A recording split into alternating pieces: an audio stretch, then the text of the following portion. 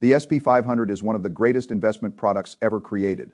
That is not an exaggeration for a normal investor. It gives something that used to be extremely hard to get. It gives broad ownership in a large portion of the American economy. It owns businesses that make food, software, chips, medicine, planes, payments, entertainment, insurance, advertising, cloud computing, and almost everything else that modern life depends on.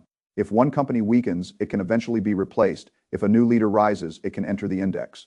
The fund does not ask you to predict every winner. It gives you a way to own the machine. That is why for most people, the SP 500 is already a very strong answer.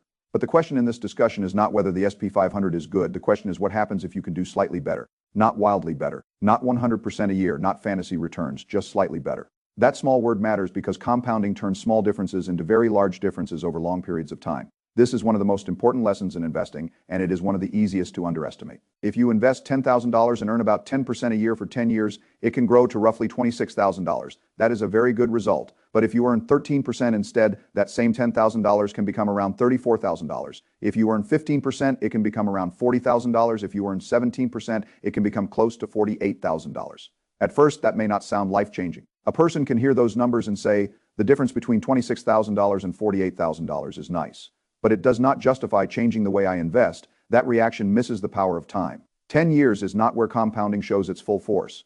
30 years is where the truth becomes visible. If $10,000 compounds at 10% a year for 30 years, it can grow to around $174,000. If it compounds at 13%, it can grow to around $395,000. If it compounds at 15%, it can grow to around $662,000. If it compounds at 17%, it can approach $1.1 million. Same starting amount, no additional contributions, different rate of return. That is the machine of compounding. It looks slow at first, then it becomes enormous. The gap between ordinary wealth and extraordinary wealth is often not built from one dramatic decision. It is built from a small edge repeated for a long time. But there is a second truth that must be said just as clearly. Trying to beat the SP 500 usually means taking more risk. There is no free lunch. If someone promises higher returns without higher risk, be careful. Higher potential return often comes from concentration, volatility, sector exposure, valuation risk, momentum risk, or a dependence on a specific trend continuing. That does not mean you should avoid all risk. It means you need to understand which risk you are taking. The mistake is not trying to earn a better return. The mistake is trying to earn a better return without knowing what risk creates that possibility. The SP 500 is broad. That breadth gives it resilience. A more focused ETF can outperform because it owns the faster part of the market. But the same focus that creates outperformance during strong periods can create larger losses when the cycle turns. That is the trade-off. And investing is the art of choosing trade-offs deliberately. Most people do not do that. They chase performance. They see an ETF that outperformed and assume it is simply better. They do not ask why it outperformed. They do not ask whether the underlying conditions can continue. They do not ask whether they can hold it through a 30%, 40%, or 50% decline. Then the decline comes, and they sell. That is how a good asset becomes a bad outcome. The asset was not necessarily the problem, the investor's behavior was the problem. So before looking at any ETF that has beaten the SP 500, we have to begin with the foundation. An ETF is simply a fund you can buy through a brokerage. When you buy a share of an ETF, you are buying exposure to a basket of assets. In the case of the SP 500, you are buying exposure to around 500 of the largest publicly traded companies in the United States. That basket includes companies like Apple, Nvidia, Tesla, McDonald's, Microsoft, and many others. Depending on the current composition, the index changes over time. If a company becomes too weak or falls out of the large company universe, it can be removed. If another company grows large and important enough, it can be added. That automatic renewal is one reason the SP 500 has worked so well. The index does not hold on to every old winner forever. It evolves. That evolution gives investors access to American capitalism without requiring them to manually identify every shift in leadership. Over the last century, the SP 500 has averaged around 10% annual returns. That does not mean it returns 10% every year. It does not. There are crashes, there are recessions, there are long periods of fear. There are years when the market falls sharply and years when it rises far more than average. The average hides the path, and the path is where most investors fail. There have been many recessions and many market crashes. The market has been cut down repeatedly, but long-term investors who stayed invested through those cycles were rewarded because the productive capacity of the economy continued to grow over time. That is the core reason broad equity ownership works. Businesses earn profits, profits can be reinvested. Productivity improves, new technologies arise, old companies are replaced by stronger ones. The economy expands in nominal terms and the index captures a portion of that progress. But the SP 500 is not the only way to own equities. There are ways to tilt toward parts of the market that have historically grown faster. Growth companies, technology companies, defense and aerospace companies, momentum leaders, semiconductor companies, the NASDAQ 100. These are not magic solutions, they are tilts. A tilt means you are saying, I want more exposure to this part of the system because I believe it has better potential than the broad market or because history has shown it can outperform under certain conditions. But every tilt has a cost. More technology can mean more volatility. More semiconductor exposure can mean more cycle risk. More defense exposure can raise moral questions for some investors. More momentum exposure can mean buying what has already gone up and being exposed when leadership reverses. More growth exposure can suffer when interest rates rise and future earnings are discounted more heavily. The purpose is not to find a perfect ETF.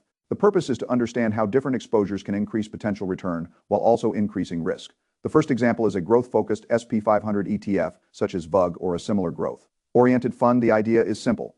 Instead of owning all parts of the SP 500 equally by market weight, you tilt toward the companies classified as growth companies. These are usually businesses expected to grow revenues or earnings faster than the average company. They often trade at higher valuations because investors are willing to pay more for future growth. Over the last decade, growth-oriented funds have done very well in part because technology and large growth companies dominated market returns. A growth ETF can beat the SP 500 when growth companies continue expanding faster, when investors reward future earnings, when interest rates are supportive, and when innovation remains concentrated in the companies inside the fund. But growth does not outperform every period. Value companies can protect better in certain downturns. Companies with current earnings, dividends, lower valuations, and more defensive business models can sometimes outperform when markets become cautious, inflation rises, rates rise, or growth expectations fall. This is why a growth ETF is not simply the SP 500 with better returns. It is the SP 500 with a different character. You own more of the companies that may grow faster, but you own less of the companies that may provide ballast when the cycle becomes difficult. That trade-off must be understood. The second example is a technology sector ETF such as XLK. This is more concentrated than a broad growth fund. It focuses on technology companies inside the SP 500. Over the last decade, technology has been one of the strongest forces in the economy. Software, cloud computing, semiconductors, digital advertising, smartphones, artificial intelligence, payment networks, and enterprise systems have changed how businesses operate and how consumers live. If technology continues to take a larger share of economic profits, a technology ETF can continue to do well.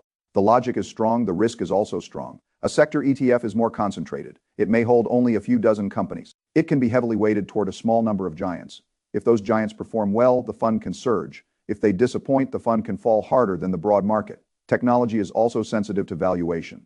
If investors believe future growth will be enormous, they may pay high multiples. If interest rates rise, if growth slows, if regulation increases, or if competition compresses margins, those multiples can contract.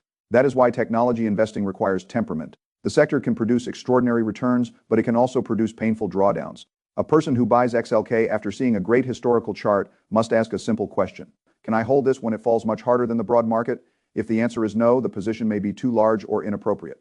The third example is aerospace and defense, represented by an ETF like PPA. This is a very different type of exposure. Defense companies are tied to government spending, military budgets, satellites, aircraft missiles, cybersecurity, naval systems, and geopolitical conflict. Unlike many consumer-facing industries, defense spending does not depend only on whether households feel rich. Governments continue spending on defense during recessions because national security does not pause when GDP slows. This can make defense a more resilient sector in certain environments. When geopolitical tensions rise, defense budgets can rise. When countries feel threatened, military procurement becomes more important. When governments compete technologically, spending can flow into aerospace, defense systems, space, drones, cyber, and intelligence infrastructure from a purely financial perspective that can create durable demand. But this category introduces a different kind of question, a moral question. Some investors are comfortable owning defense companies because they believe national defense is necessary and because the companies are legal, profitable, and important. Others are uncomfortable because these businesses produce weapons and military systems. A good investment must make more than financial sense. It must make legal sense, and it must make moral sense for you. I cannot decide that moral question for someone else. My job is to explain the mechanism.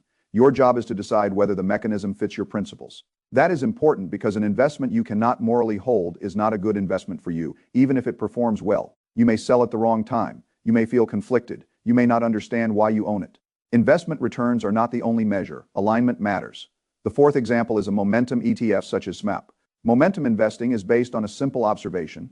Assets that have been performing strongly can sometimes continue performing strongly for a period of time. Winners can keep winning because earnings are improving, institutions are buying, investor attention is growing, and price strength itself attracts more capital. A momentum ETF inside the SP 500 might own the strongest performing companies in the index and rotate as leadership changes.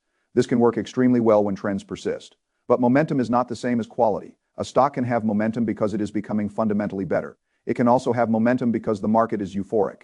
If the trend reverses, momentum strategies can be hit hard. They can also generate more turnover. which means the fund is actively changing exposure. Momentum is closer to a rules-based trading strategy than a simple buy and hold broad index.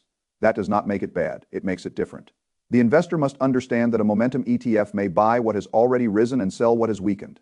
That can capture trends, but it can also be vulnerable to sharp reversals, crowded positioning, and leadership changes. So if you use momentum, you need to know what role it plays. It is not the stable core for everyone. It may be a satellite position for people who understand the risk. The fifth example is a semiconductor ETF such as SMH. This has been one of the most powerful areas of the market because semiconductors sit at the center of the modern economy. Chips are in phones, cars, cloud servers, AI data centers, military equipment, medical devices, industrial systems, consumer electronics, networks, everything. And the AI boom made semiconductors even more important because advanced AI requires enormous compute.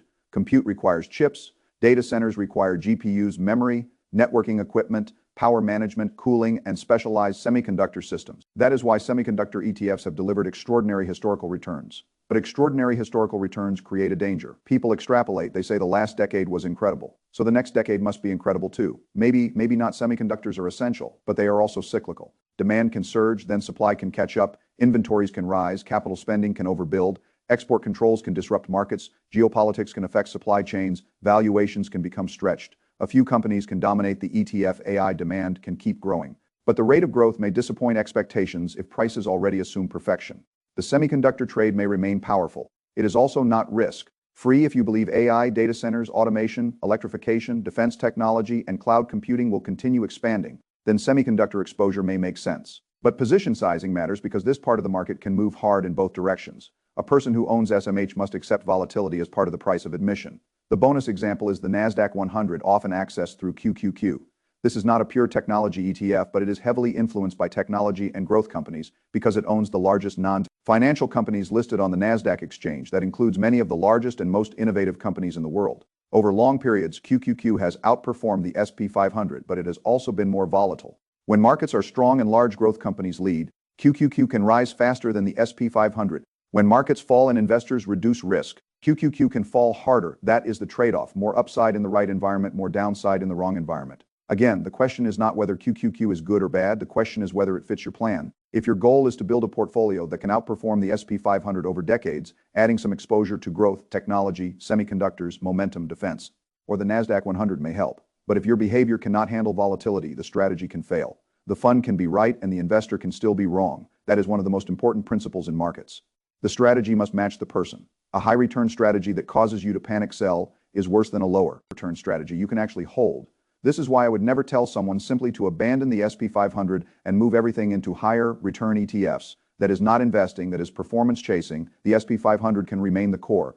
These other ETFs can be satellites. The core gives broad stability and exposure to the American economy. The satellites give targeted exposure to areas that may outperform but also carry more risk. This is a much better way to think core and satellite, not all or nothing. A portfolio might have a broad SP 500 or total market foundation, then a smaller allocation to one or more themes where the investor has conviction. Growth, technology, semiconductors. Defense, momentum, NASDAQ. The exact percentages depend on age goals, risk tolerance, time horizon, income stability, and emotional ability. A young investor with stable income and decades ahead may tolerate more volatility. A retiree needing income and stability may need much less. A person with high conviction in technology may own more tech. A person uncomfortable with defense may own none. A person who does not want to think about any of this may simply own the SP 500 and be fine. That last sentence matters. You do not need to beat the SP 500 to build wealth. The SP 500 itself has already created enormous wealth for disciplined investors. Trying to beat it is optional. An optional strategy should not endanger the main goal. The main goal is not bragging rights. The main goal is long-term wealth, resilience, and freedom. Now, the source makes a powerful point about investing behavior: always be buying. The phrase is simple: AB, always be buying. In plain terms, it means you create a system where money is invested regularly regardless of market noise. Every week or every month, money leaves the checking account and moves into the investment portfolio. It happens when markets are up, it happens when markets are down, it happens when a Republican is in office, it happens when a Democrat is in office, it happens during good headlines, it happens during bad headlines. This sounds boring. That is why it works. The biggest problem investors face is not a lack of information. It is emotional interference. They want to buy when prices feel safe, but prices feel safe after they have already risen. They want to sell when prices feel dangerous, but prices feel dangerous after they have already fallen. Always be buying removes some of that emotional timing. It says, I will not let the market's mood determine whether I invest. I will invest because I have a long-term plan. That does not mean you buy terrible assets forever. The strategy only works if you are buying something you genuinely believe is productive and durable. A broad index fund, a high-quality ETF, or a portfolio built from assets with long-term value can fit that. Always be buying does not mean always buy speculative junk. It means consistently allocate capital into assets you would be happy to own for years. Then there is the second part, BTD, buy the dip. This does not mean buy every falling stock. It does not mean catch falling knives. It does not mean average down into broken company. It means that when the assets you already understand and want to own fall because the market is fearful, you use the decline as an opportunity to buy more. Market crashes are emotionally painful, but they are also where future returns can be created. In 2020, the market fell sharply. In 2022, the market fell sharply. In 2008, the market was cut in half. Each period felt terrible. People believed the system might break. Many sold, many waited for clarity, many never got back in at the right time. But for disciplined long-term investors, those periods were opportunities to buy productive assets at lower prices. The problem is that most people have no cash when opportunity appears. They spend everything. They borrowed too much. They have no emergency fund. They cannot invest during a crash because they are worried about losing their job, paying bills, or covering debt. This is why cash reserves matter. Cash is not only a defensive asset, it is an opportunity asset. If you have cash reserves, you do not have to panic sell during downturns. You can keep your investment plan going. You can even buy more when others are forced to sell. That is how cycles can work for you instead of against you. The source says recessions and market crashes create more millionaires than any other time because they allow financially prepared investors to buy good assets at discounts. That is true in spirit. Crashes transfer opportunity from the unprepared to the prepared. The unprepared sell because they need liquidity or because fear controls them. The prepared buy because they have liquidity and a plan. This is why preparation matters more than prediction. You do not need to know exactly when the next crash will happen. You need to have a system that can use it when it does. That system requires cash reserves, low-high interest debt, stable behavior, and conviction in what you own. Without conviction, a crash becomes terrifying. With conviction, a crash becomes uncomfortable but useful. This is another important distinction. You do not need to enjoy market crashes. They are painful. They can damage people's lives. They often come with layoffs, uncertainty, and fear. But as an investor, you must be able to act rationally when they happen. That is what separates compounding from reaction. Now let us think about the 5 ETFs in terms of risk hierarchy. A growth SP 500 fund is a tilt, but still relatively close to the broad market. It removes some slower growth exposure and emphasizes faster growing companies. The risk is moderate compared with broad SP 500 exposure. A technology sector ETF is more concentrated. It can outperform strongly when tech leads, but it depends more on one sector. A defense and aerospace ETF has different economic drivers. It may be less tied to consumer cycles and more tied to government spending and geopolitics. Its risk is partly political, partly moral, partly budgetary, and partly company-specific. A momentum ETF is rules-based and can chase leadership. Its risk is reversal and concentration in what has already moved. A semiconductor ETF is highly tied to one critical but cyclical industry. It can be extremely powerful but highly volatile. QQQ sits somewhere between broad and concentrated. It owns large non-financial NASDAQ companies, many of them tech or growth leaders. But it is broader than one narrow subsector. This hierarchy matters. If someone says they want to beat the SP 500, the first question is how much extra risk they are willing to tolerate. Not everyone should take the same risk, and not every dollar should chase the highest historical return. SMH may have had extraordinary historical returns, but that does not make it appropriate as a full portfolio for most people. A person could own a small allocation and still benefit if semiconductors continue to outperform. A person who puts everything there may be unable to handle the drawdown. Risk is not only mathematical, risk is behavioral. A 40% drawdown is a number on paper until it happens to your money. Then it becomes a test of your identity, patience, and confidence.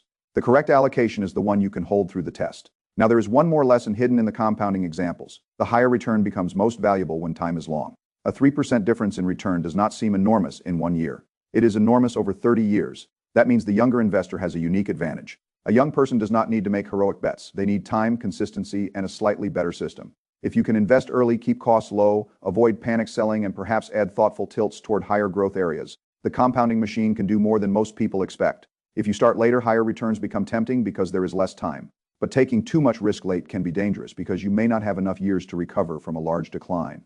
This is why time horizon matters. The same ETF can be appropriate for one person and inappropriate for another. A 25-year-old with stable income and no need to touch the money for decades can tolerate a very different path than a 65-year-old relying on withdrawals. Never copy someone else's portfolio without copying their time horizon, risk tolerance, income situation, liquidity needs, and emotional makeup. Most people do not understand that. They copy the ticker and ignore the context. That is how mistakes happen. Now, let us also discuss fees. ETFs can be efficient, but expenses still matter. An ETF with a low expense ratio allows more of the return to remain with the investor. A high fee fund must overcome its cost before it can deliver value. This matters especially over decades. A small annual fee difference, compounded over many years, can become significant. So when comparing ETFs, you should look not only at performance, but also at expense ratio, liquidity, holdings, concentration, turnover, and tax efficiency. The name of the ETF is not enough, the chart is not enough. You need to know what you own. This is especially true with thematic ETFs. Two ETFs can sound similar but hold very different portfolios. One technology fund may be heavily weighted toward a few mega-cap names, another may have more equal weighting. One semiconductor ETF may be dominated by one or two companies. Another may include equipment makers, foundries, and memory companies. One defense ETF may include traditional contractors. Another may include cybersecurity and aerospace suppliers. The details matter. If you do not inspect holdings, you may think you are diversified when you are actually concentrated. That is a common problem. Many investors own several ETFs and believe they are diversified, but the top holdings overlap heavily. They own the same mega-cap technology stocks again and again through different wrappers. There is nothing automatically wrong with that if you know it. But hidden concentration is dangerous. You might own the SP 500, a growth ETF, a technology ETF, QQQ, and a semiconductor ETF, and discover that your portfolio is heavily dependent on the same few large technology companies and the same AI cycle. If the cycle continues, you do very well. If the cycle reverses, you may fall much harder than expected. This is why portfolio construction matters. The goal is not simply to collect outperforming ETFs. The goal is to build exposures that fit together. A strong portfolio has a purpose for each part. The SP 500 gives broad market exposure, growth gives a tilt toward faster expansion, technology gives sector leadership exposure, semiconductors give AI and hardware exposure, defense gives geopolitical and government spending exposure, momentum gives trend, following exposure, QQQ gives large growth and NASDAQ leadership exposure. If you use them all, you may have significant overlap and concentration. You need to decide whether that is intentional. A portfolio can be aggressive, but it should not be accidentally aggressive. There is a difference now. There is a temptation to say, if SMH returns so much more than the SP 500, why not put everything into SMH? Because the past return is not the only variable you must consider. Concentration, volatility, valuation, cycle risk, and your own ability to hold. A great historical return often attracts capital after the easy money has been made. That does not mean the future cannot still be strong. It means the bar is higher. The better question is whether the next decade's fundamentals can justify today's expectations. For semiconductors, the argument is AI, data centers, advanced computing, vehicles, defense, and automation. That is powerful, but supply and demand must still balance, margins must hold. Geopolitics must be navigated, valuation must be reasonable. No ETF is exempt from economics. Now, if a person wants simplicity, QQQ may feel easier because it owns a broad group of large NASDAQ non-financial companies, many of which are already dominant. But QQQ also has concentration risk. It is not the whole economy. It leans toward growth and technology. It can have large drawdowns. If you own it, you need to expect that. Expectation is powerful. A drawdown that surprises you can make you panic. A drawdown you expected can be endured. That is why understanding risk before buying is so important. Now let us talk about the phrase retire 10 years faster. This phrase is powerful because it speaks to the real desire behind investing. People do not really want ETFs. They want time, they want freedom, they want options, they want the ability to stop depending entirely on a paycheck, they want the ability to choose work, not be forced by it.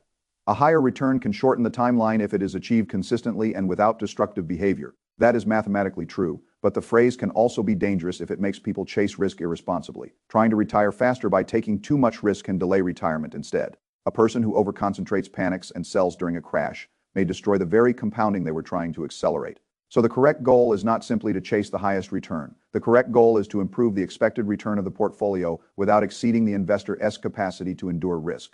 That is a much more mature goal. It means choosing tilts carefully. It means keeping a core. It means staying diversified. It means maintaining liquidity. It means buying consistently. It means holding through volatility. It means not confusing historical performance with guaranteed future performance.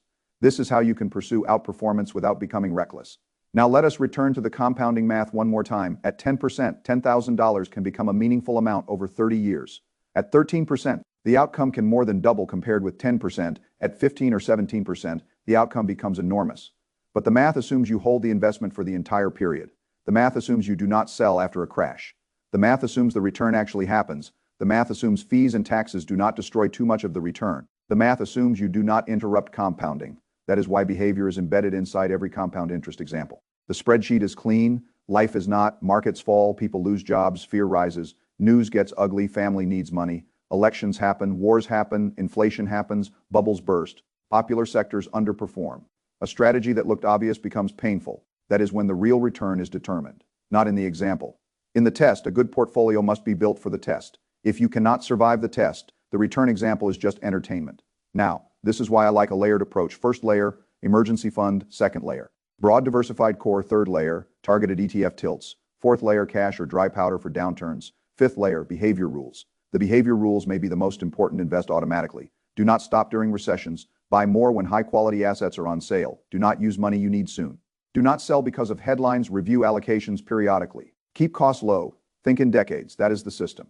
The ETFs are tools inside the system. Do not confuse the tool with the system. A hammer does not build a house by itself. An ETF does not build wealth by itself. The investor's behavior, savings rate, time horizon, and discipline turn the ETF into wealth. Now, one more important point. If you try to beat the S&P 500, you must be willing to underperform it for periods. This is obvious, but most people forget it. No strategy outperforms every year. A technology ETF may lag during a value rotation. A semiconductor ETF may lag during a chip downturn. A defense ETF may lag during a period of lower geopolitical attention. A momentum ETF may lag during sharp reversals. A growth ETF may lag when rates rise. QQQ may lag if large tech goes out of favor. If you abandon a strategy after 1 or 2 weak years, you may never capture the long-term premium you were seeking. So before buying a satellite ETF, write down why you own it. What is the thesis? What would make the thesis wrong? How large should the position be? How long are you willing to hold it? What drawdown can you tolerate? When will you rebalance? This may sound too formal, but it prevents emotional decisions later. When the ETF falls, you can return to the thesis. If the thesis is intact, you may keep buying. If the thesis is broken, you may reduce exposure without a written thesis. Every decline feels like a crisis. Now, let us think about active investing versus passive investing. The source mentions that one way to seek better returns is to be active, trying to find where money is moving. That can work. But it requires skill, time, and discipline. Most people overestimate their ability to do it. ETFs can provide a middle ground. You are not picking individual stocks, but you are making active allocation decisions. You are choosing sectors, factors, and themes. That is still an active decision, even if the fund itself is passive or rules-based. This is important. Buying XLK instead of the S&P 500 is an active bet on technology. Buying SMH is an active bet on semiconductors. Buying PPA is an active bet on defense. Buying SPO is an active bet on momentum. Buying QQQ is an active bet on large NASDAQ growth. Do not call it purely passive if you are making concentrated tilts. That is fine. Just be honest. Honesty about risk is the beginning of good investing. Now, what if you do not want to make these bets? Then the S&P 500 remains a strong choice. There is nothing wrong with being simple. Many investors become wealthy by buying broad index funds, reinvesting dividends, keeping costs low, and holding for decades. They do not need to identify the best sector. They do not need to outperform every year. They simply participate in the growth of the economy. That is a powerful strategy. The desire to beat the S&P 500 should not come from insecurity. It should come from a thoughtful willingness to accept more volatility for potentially higher return. If the desire comes from envy, performance chasing, or frustration, be careful. The market punishes emotional improvement plans. Now let us finish with the real framework. If you want to beat the S&P 500 first, understand the S&P 500. It is already a strong baseline, then understand compounding. A small return difference can become enormous over decades, then understand risk. Higher return potential usually means higher volatility or concentration. Then understand the candidate exposures, growth, technology, defense, and aerospace momentum. Semiconductors, NASDAQ 100, then understand your own behavior. Can you keep buying? Can you buy dips? Can you hold through crashes? Can you keep cash reserves? Can you avoid panic selling? Can you resist chasing after the move? Then build a portfolio that matches those answers. This is how you avoid being fooled by historical charts. A chart shows what happened. A plan determines what you will do. The future will not look exactly like the past. It never does. The next decade may favor technology again, or it may favor another sector. Semiconductors may continue leading, or expectations may be too high. Defense spending may rise, or budgets may change. Momentum may continue working, or reversals may hurt. QQQ may keep outperforming, or valuation compression may create a long period of disappointment. Nobody knows. But you can still act intelligently. You can keep a broad core. You can add tilts where you have conviction. You can keep costs low. You can invest consistently. You can hold cash reserves. You can buy downturns. You can avoid emotional selling. You can measure risk honestly. That is the true path. The ETF names matter. The system matters more. A great ETF held badly can fail you. A simple ETF held well can make you rich. And a thoughtful combination held through cycles with discipline may give you a chance to do slightly better than the market without gambling your future. That is the goal. Not to be a hero, not to win every year, not to predict every cycle, to build wealth faster while still surviving the path, because the path is the part most people underestimate. Returns are the reward, volatility is the price, discipline is the bridge between them. If you understand that, you can use ETFs intelligently. If you do not, you will chase whatever beat the S&P 500 last year and wonder why it did not save you. The market will always offer something that recently outperformed. Your job is to decide whether the reason for that outperformance is durable, whether the price still makes sense, whether the risk fits your life, and whether you can hold it when the chart stops looking easy. That is investing. And if you do it correctly, a small edge, repeated for decades, can become life-changing.